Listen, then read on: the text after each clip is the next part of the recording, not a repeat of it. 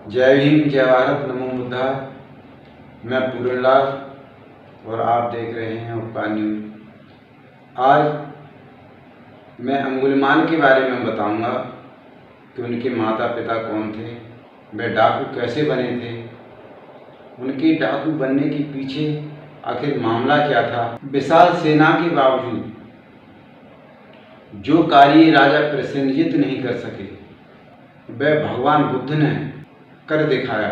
भगवान बुद्ध ने ये भी कहा था कि बैर को कभी बैर से नहीं शांत किया जा सकता, और उनकी वे बातें अंगुलीमाल पर साबित हो गई। कौशल नरेश जहाँ के राजा प्रसेनजित थे, उनके राज्य में जालनी वन था। जालनी वन में ही अंगुलीमाल नाम का डाकू रहता था, जो लोगों को मारकर उसकी उंगली काटकर माला बनाकर अपने गले में डाल देता था। लोग उससे इतने भयभीत थे कि घरों से नहीं निकलते थे। उसे अपने गुरु की बात पूरी करने के लिए 1000 मनुष्यों की मृत्यु कर उसकी उंगली काटकर अपने गले में पूरी करनी थी, इसलिए वह लोगों को मारता था। उसके डर से जंगल के पास के गांव के शहर के लोग गांव छोड़कर कौशल नरेश के राज्य के पास में पहुंच गए। वह अंगुलीमाल जो लोगों से बहुत घृणा करता था, वह पशु पक्षियों से बहुत प्रेम करता था। राजा प्रसेनजित उससे त्राही त्राही कर रहा था। कई बार राजा ने अंगुलीमाल को मारने के लिए सेना भेजी थी, लेकिन सेना वहाँ से खाली हाथ लौट कर आई और अंगुलीमाल का कुछ नहीं बिगाड़ सकी। अंगुलीमाल भग्गव ब्राह्मण का पुत्र था। उसकी माता का नाम मंतानी था। जब अंगुलीमाल पैदा हुआ था, तब उसके माता पिता ने उसका नाम अहिंसक रखा था। अहिंसक रखने के बाद जब अहिंसक बड़ा हुआ तो उसे पढ़ने के लिए तक्षशिला भेजा गया। जब अहिंसक तक्षशिला पढ़ने के लिए गया, आचार्य के पास 2 तरह के शिष्य होते थे, एक शुल्क देने वाला, एक शुल्क ना देने वाला। तो अहिंसक शुल्क ना देने वालों में से एक था। वह आचार्य जी का अच्छा शिष्य था, सदाचारी था, मृदुभाषी था, परिश्रमी था। थोड़े समय में ही अहिंसक आचार्य के साथ रहकर काफ़ी विद्वान बन गया। आचार्य के पास जो दूसरे शिष्य थे, वह उससे घृणा करने लगे। वह इतनी घृणा करने लगे कि उसे वहाँ से भगाने की कोशिश कर रहे थे, लेकिन आचार्य की जो अच्छी सोच थी, उसके प्रति प्रेम था, उसकी वजह से वह उसे नहीं जाने दे रहे थे। तब आचार्य के जो शिष्य थे, उन्होंने आपस में मंत्रणा की कि इसे भगाने के लिए इस पर कोई लांछन लगाया जाए। आचार्य जी के शिष्यों में से एक शिष्य ने आचार्यणी के प्रति आरोप लगाकर उसे वहाँ से दूर करने की योजना बनाई। सबने मिलकर उसकी बात को सराहा कि अहिंसक इसी तरह आश्रम छोड़ के जा सकता है, और वही हुआ। शिष्यों ने 3 टोलियां बनाई। 3 टोलियों में सबसे पहले पहली टोली जाती है और कहती है, आचार्य जी, अहिंसक आचार्यणी के साथ गलत व्यवहार करता है, उनके प्रति गलत सोच रखता है। आचार्य जी को ये बात अच्छी नहीं लगी और उन्होंने अहिंसक के प्रति गलत बात को सुनकर उन्हें फटकार दिया और बाहर निकाल दिया। दूसरी टोली जब आचार्य जी के पास पहुंची तो उन्होंने भी वही बात दोहराई।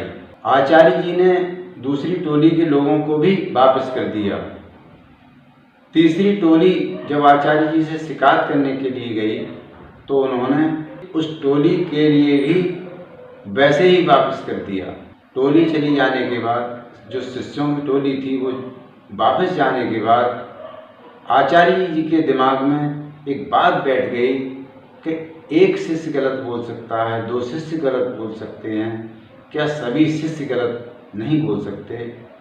आचार्य जी अब अहिंसक के बारे में गलत सोचने लगते हैं। उनके दिमाग में ये आया कि अहिंसक वास्तव में ही मेरी पत्नी के बारे में गलत सोचता है।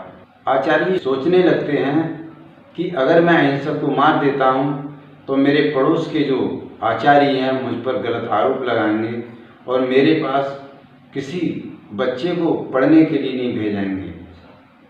तो उन्होंने एक योजना बनाई कि मैं अहिंसक को ऐसे निकालूंगा कि ये खुद ही मर जाएगा।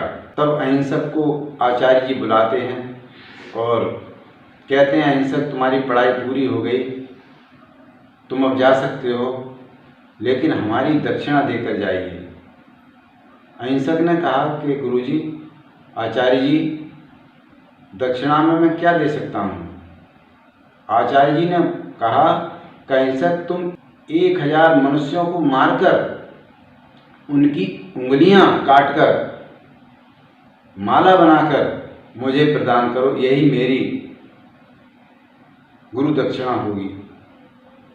अहिंसक ने कहा, गुरुजी, ये मेरे बस का रोग नहीं है, मेरे बस से बाहर है। आचार्य जी ने कहा, भाई अगर तुम्हारी शिक्षा पूर्ण हुई और तुम मेरी बात नहीं मानोगे तब भी बात सही नहीं है, इसलिए मेरी गुरुदक्षिणा के रूप में 1000 लोगों की उंगलियों को काटकर माला बनाकर मुझे दक्षिणा के स्वरूप में भेंट करो। अहिंसक गुरु से प्रणाम कर शस्त्र लेकर चल दिया और प्रसेनजित जो कौशल नरेश थे उनके राज्य में जालिनीगंज था, उसमें पहुंच गया। पहुंच जाने के बाद वहाँ लोगों को मारता था, काटता था। जो लोग मर जाते थे उसकी उंगलियों को काटकर अपनी माला में पिरो लेता था। उंगलियों की माला बनाकर उसने गले में डाल दी थी। यहीं से अहिंसक का नाम अंगुलिमाल पड़ा। अंगुलिमाल से लोग इतने भयभीत थे, इतने परेशान थे कि उस रास्ते से होकर कोई निकलता नहीं था। यहाँ तक कि रात में अंगुलिमाल पड़ोस के गांव में जाकर घरों में घुस जाता था, लोगों को काट कर उनकी उंगली काट लेता था और उसे अपनी माला में पिरो लेता था। इसी तरह काफी लंबा समय हो जाने के बाद